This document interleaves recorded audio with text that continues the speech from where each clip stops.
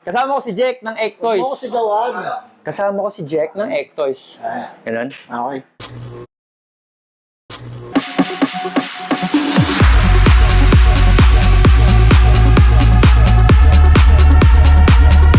Mga brother, kasama ko si Vendetta.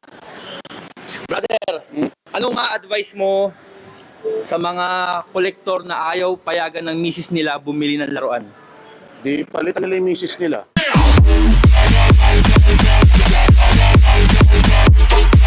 Kung ayaw payagan, bigyan ng kahit papanong i-allow nila na siyempre, yun na lang yung diversyon ng tao, yun na lang tama. yung kanyang paraan para mag-enjoy. Ano gusto niyo, mambabae yun, tapos magagalit kayo. Eh buti nga yung attention niya sa laruan niyo pinopokus, di ba?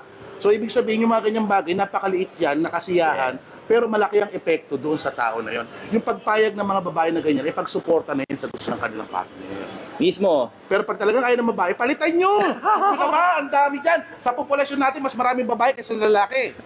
Ang ganda na advice mo. Thank you, brother. Thank you. I love you. Thank you. Pangayin daw sa'yo. Kasama ko ang kanan at kaliwang kamay ni Nixon. Ate Ebs, may tanong ako sa'yo. Ano ma-advise mo sa mga kolektor na ayaw payagan ng misis nila bumili ng laruan? Magsinungaling na lang po kayo. Tsaka ako na po bahala sa inyo. Ang bait mo, no?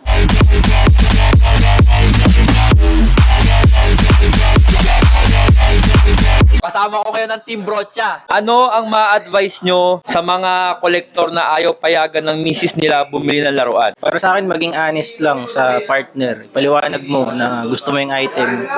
Saka hindi mo magagalit sa'yo kapag pinaliwanag mo ng mabuti na masaya ka dun sa item na yun.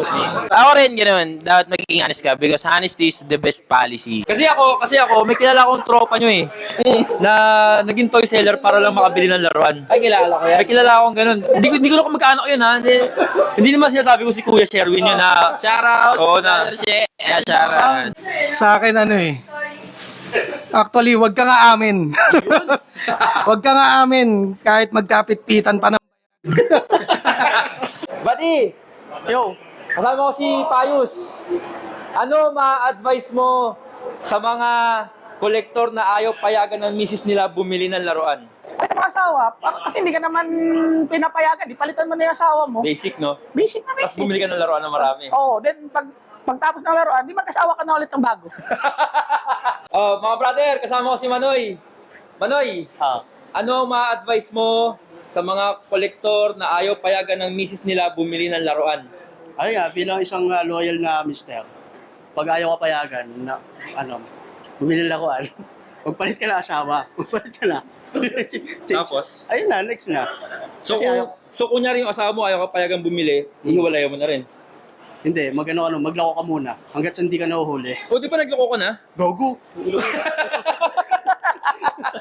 Anong ma-advise mo sa mga kolektor? Anong ma-advise mo sa mga kolektor na ayaw payagan ng misis nila bumili ng laruan? Ang siguro ang pinakamagandang gawin,